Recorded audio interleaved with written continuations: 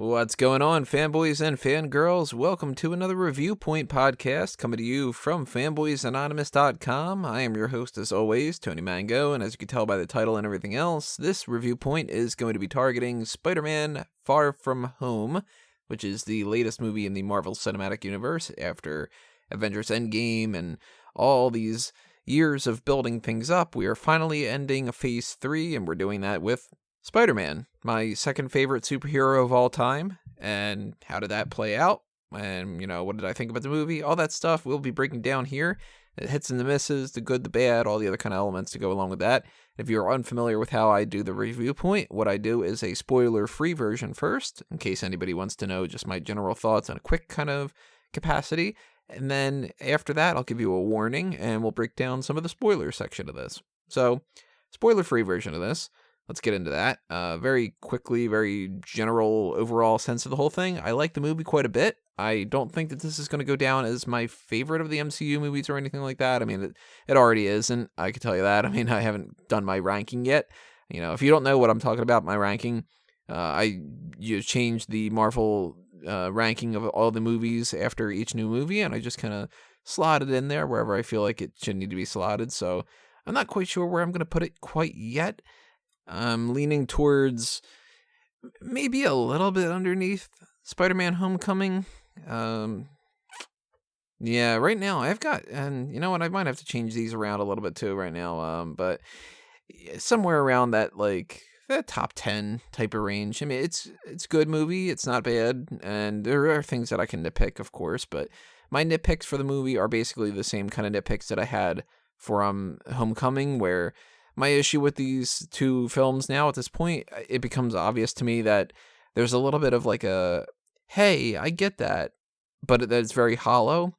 For instance, I still do not like the MJ character. I still don't think that she is in any fashion MJ. I know that it's technically speaking, she's MJ because she's Michelle Jones, but I'm going to reiterate the same points that I had before. She is completely not Mary Jane, and I know that they never named her Mary Jane, but why are they naming her MJ, and why are they doing that anyway? It's just something that I'm not a fan of at all. I like her character to a certain extent, but I think that it's just sort of a random extra character. That why did they introduce a new love interest that's nothing like any of these? And I don't like Flash still. So that's another thing. We'll get into more details about some of that stuff. But the story for the movie, I liked it, and I didn't like the post-credit scene a whole lot. I'll get into that in the spoiler section.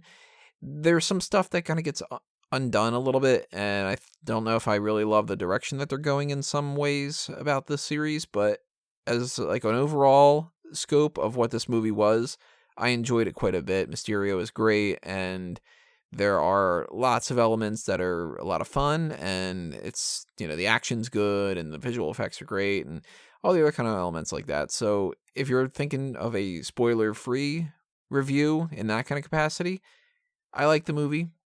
Gets a thumbs up. It's a hit. There just happens to be elements of it that I think they could have done a lot better, and there are elements that I didn't like, and there are things that I wish that they would have gone in a different direction for, and those kind of things that I'll break down in the spoiler section. So from here on, this is all spoilers, potentially. I'm not going to give you every little bit of spoilers, but I will be talking about some elements of the movie that you might not necessarily want to know about ahead of time. But if you don't care about that, by all means, continue listening. And there's your warning. So now that we're in the spoiler section, I want to say something to basically frame the negatives of what I'm going to say going forward, because there's not a whole lot of negatives either. I don't want anybody to think that this is going to be some review crap all over the movie. Overall, I really like the movie, but there is something that bothers me about these movies. And now that we've seen two of them, I know that it's not just a fluke. It's definitely the way that they are doing these.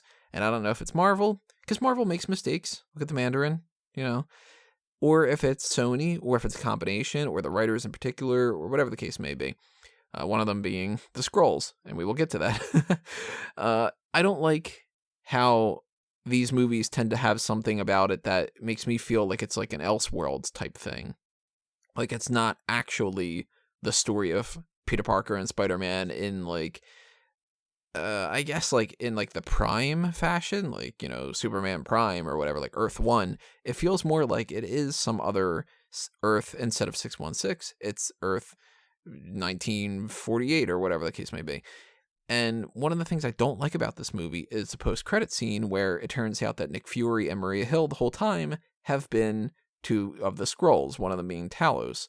I don't like at all the idea that the Skrulls are good, or follow the wrestling side of things, or that they're baby faces. I don't like that. I didn't like that about Captain Marvel. I don't like it about this. I don't like how they tease the idea that this could be like a secret invasion type thing, but haha, we got you again. It's actually just Nick Fury's on vacation. I don't like it. And I don't like how that throws away all of the interactions between Nick Fury and Spider-Man throughout the whole film, because now we can't take that as like that's how they would react to each other, because that doesn't count. So I didn't like that. I don't like Mary Jane / Michelle Jones / MJ / whatever. Zendaya seems like she's great for this role that they had wanted to make up, this dark, edgy, goth type girl, but she's not Mary Jane. And why did they give her the MJ name? It's just kind of this reference that's very pointless, almost. Like, she could have just been Michelle Jones. I still think she could have been Michelle Gonzalez, and they could have gone away with that. I'm going to die on that hill. But that is something that bothers me. And, like, she doesn't get any better with that in this movie because she's just not that character. So why name her that character?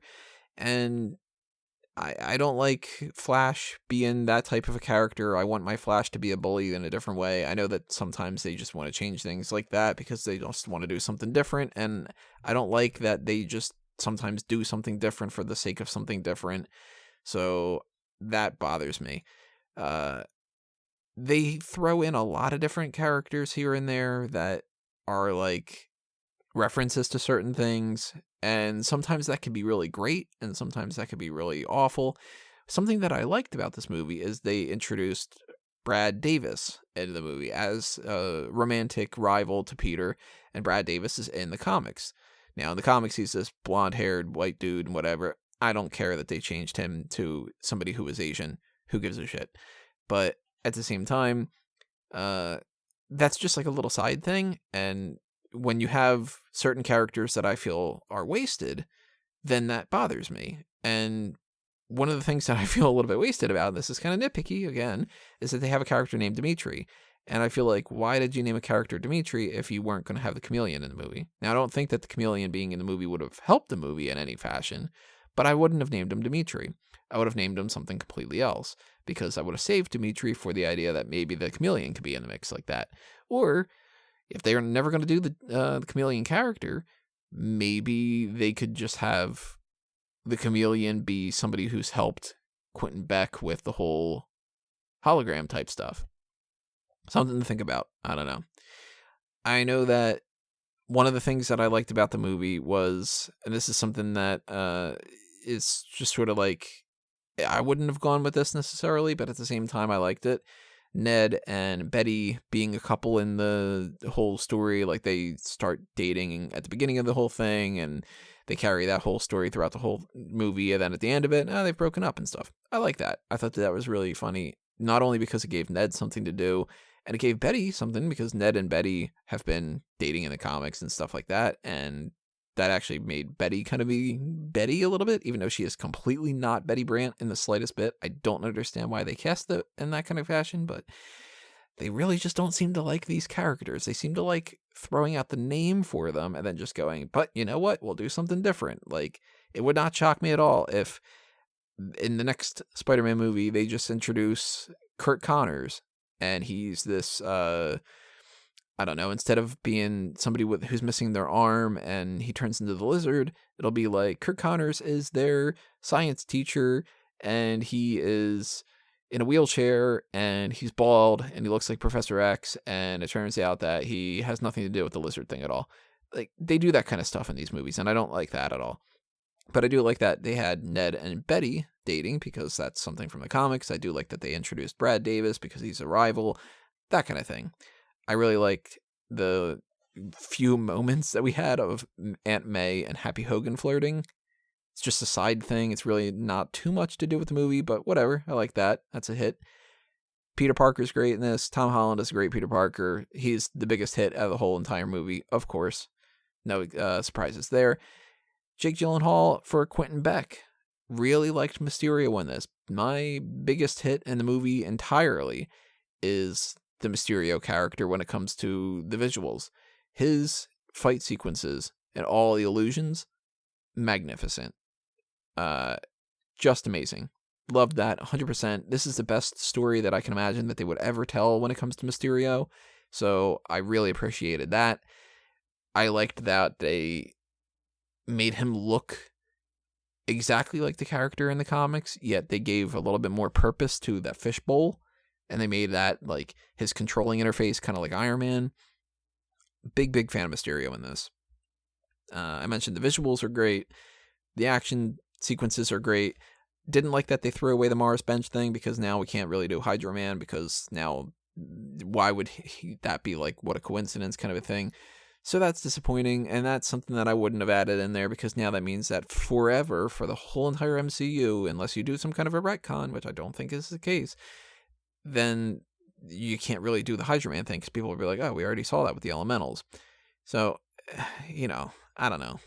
I don't know if I really like the Elemental thing. I think I might have gone with something a little bit different, but whatever. Not the end of the world. I like all the Tony Stark stuff. I really liked the moment in the movie where he's like, oh, I like Led Zeppelin. That was really great. I don't know where they're going in the future with this, and I don't know if I want to see Spider-Man be Iron Man, essentially. But at the same time, I liked that storyline in this movie. What I didn't like, though, is at the end of the movie when they're doing the whole thing where Peter's identity gets revealed. And now this is going to be like, let's target Spider-Man and let's target Peter. I don't know if I want that to be the next movie. The Sinister Six is kind of what I was thinking that they were going to go with. But then again, you don't even have Mysterio, so he's dead. Didn't like that they killed him off. I thought that maybe they could have used him for Sinister Six, or they maybe could have used him for the Thunderbolts. We'll see how that goes. But as much as I didn't like the idea that they're going to do this whole reveal of the identity, and that they might even brush that under the rug, kind of like they brushed the blip under the rug. Oh, by the way, really quickly, I do like that they called it the blip. That's a lot better than the decimation. So blip, 100%. Still the snapping. Still the snap, but the blip's a good secondary kind of thing. Yeah, I don't know if I really wanted to have Peter be on the run like that. We'll see how they frame that into another movie. I don't even know what the villain would necessarily be there, because it doesn't seem like Norman Osborn would be the villain for that. They still haven't introduced Harry, but then again, if they introduced Harry, he probably wouldn't be Harry in any kind of capacity whatsoever. So, no Oscorp building. Very surprised about that. Not sure how to really feel about that. No teases for Norman, which I thought that they would do. Maybe that's just whatever. I don't know. But I do say, one of my other biggest highlights of this whole movie, they brought back J. Jonah Jameson. They made him exactly how he should be, minus the hair. I don't know why they didn't do the hair right, but J.K. Simmons is back as J. Jonah Jameson. And you know what? Even though that is kind of bridging the gap between why would you do that with two different movies? The Tobey Maguire movies are not the same type thing and all that. I know that some people are probably going to be confused, but those people are idiots. It's just, he is the perfect J. Jonah Jameson. Why would you bother recasting him? They made him the internet web show type thing, a scrupulous website. I can't remember what they had referred to it. I like that a lot. Major hit on this one. And yeah, I mean, overall, the movie, plot-wise and all the other kind of things that go along with that, if you would have told me to write the next Spider-Man movie, if you would have told me to write Spider-Man Homecoming, I wouldn't have written Spider-Man Homecoming exactly the way that they did that. But if you would have followed it up with this whole class trip and all that other kind of stuff, I wouldn't have gone that direction, but I enjoyed it quite a bit. Yeah, I would change some elements to it. I don't think that J.B. Smoove and Martin Starr, that their jokes were always funny. Most of the time, their jokes were funny. Like, the whole, I'm going to be the cool teacher now, don't take pictures of people in the bathroom and all that. Most of the time, the jokes landed. But I do feel like sometimes they were just kind of going a little bit over the top, and I didn't really think that we needed as many of those jokes and stuff. But then again, this is more of a comedy. It's, there's a give and take when it comes to these things. I would have liked to have seen a little bit more of May. I would have liked to have seen a Nick Fury that was actually Nick Fury and not the whole Skrull thing. Then again, I would have liked to have seen the Skrulls be the Skrulls and not be some sympathetic thing in Captain Marvel. It's a whole nother thing, and I got into that when it came to the Captain Marvel breakdown. But yeah, if you basically take this movie as an episode of a TV show and something to play around with a Mysterio character, then I liked it. Yeah, I would change the MJ thing. I would change Flash. I would change this. I would change that. But at the same time, push comes to shove, this one's a hit. There's good elements and good jokes. I'm using the word element a lot. I think it's because of the elementals. I don't know why. But, for every joke of, I don't know how Cap throws the shield like that I really laughed at a lot, there's a couple that fail. For every part of the movie that I didn't like, there's something great, like the J. Jonah Jameson thing. So overall, yeah, definitely a hit.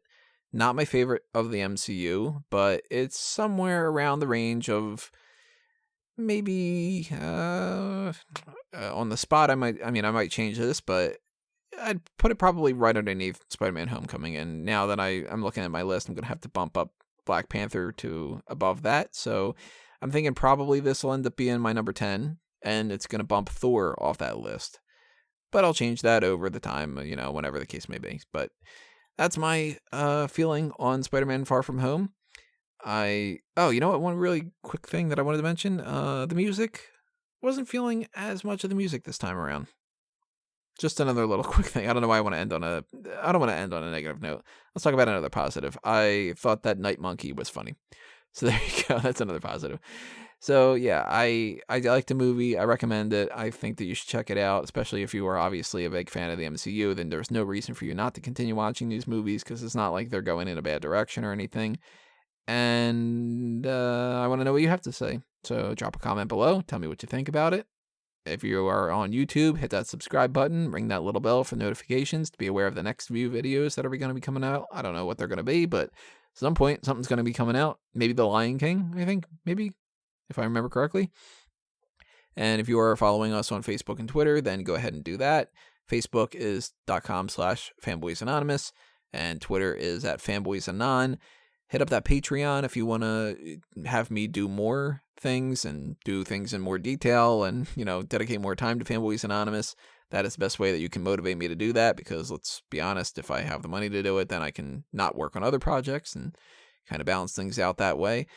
There is TeePublic and Redbubble for the different merchandise type of stuff that are happening on Fanboys Anonymous. I have that for Smart Out Moment and for a Mango Tees as well. And I think that that's it. So thank you again for listening to this, everybody. Thank you for all your support in whatever fashion it is. And I will see you next time. But for now, I gotta geek out.